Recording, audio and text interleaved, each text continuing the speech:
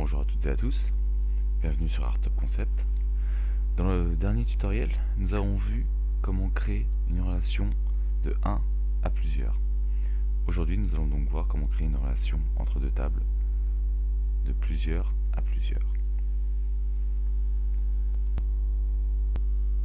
Donc, nous allons créer une table auteur qui va contenir 3 champs, donc en plus de la clé, et nous allons la mettre en relation avec une autre.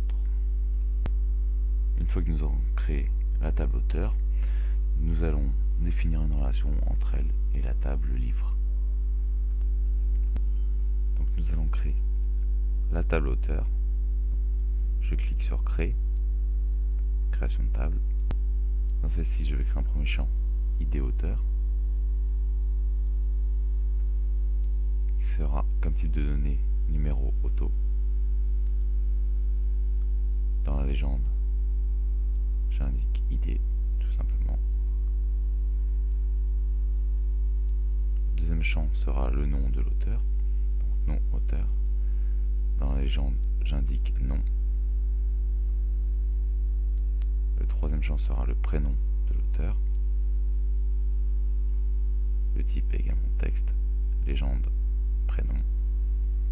Et enfin, la date de naissance de l'auteur. Le type de données sera date et heure. Le format, ce sera date abrégée. Je rajoute un masque de saisie. Voilà.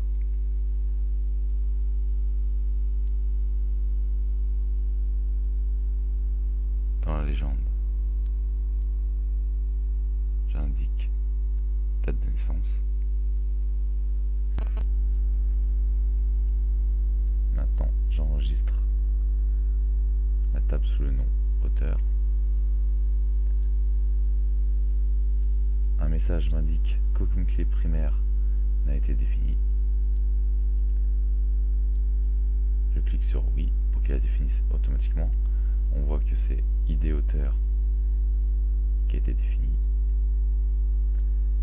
Ma table a bien été créée. Je peux cliquer dessus pour aller dedans. Voilà. Alors, ce que j'ai fait, c'est que j'ai rempli la table avec différents auteurs. Bon, c'est comme quand on a rempli la table livre, hein, c'est le même principe. Donc je ne vais pas vous ennuyer avec ça. Alors maintenant, ce qu'on va faire, on va créer une table de jointure en fait. Alors comme on ne peut pas faire une relation 1 à plusieurs comme on l'a vu dans le chapitre précédent, parce qu'en fait tout simplement là on veut faire une relation de plusieurs à plusieurs, puisqu'en fait tout simplement un auteur peut avoir écrit plusieurs livres et un livre peut être écrit par plusieurs auteurs. Voilà, c'est pour ça que c'est plusieurs à plusieurs. Donc pour retrouver en fait une structure à base de relation 1 à 1 ou 1 à plusieurs, on va ajouter une troisième table dans la relation, c'est ce qui sera la table de jointure. En fait, une table de jointure, ça contient généralement les clés primaires des deux autres tables. Donc un exemple valant mieux que de longs discours.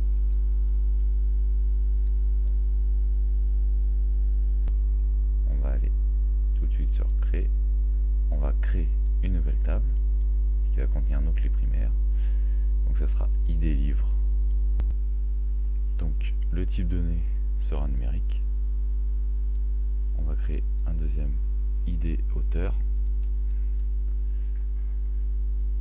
Type de données numérique également. Et on va sélectionner les deux champs.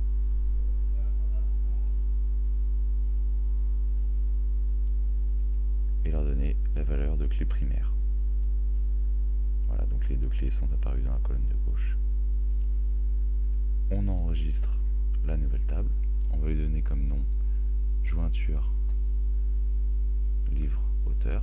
Donc ce sera une jointure entre livre et auteur. Cette nouvelle table, donc on peut voir qu'elle apparaît à gauche. Je bascule en mode affichage.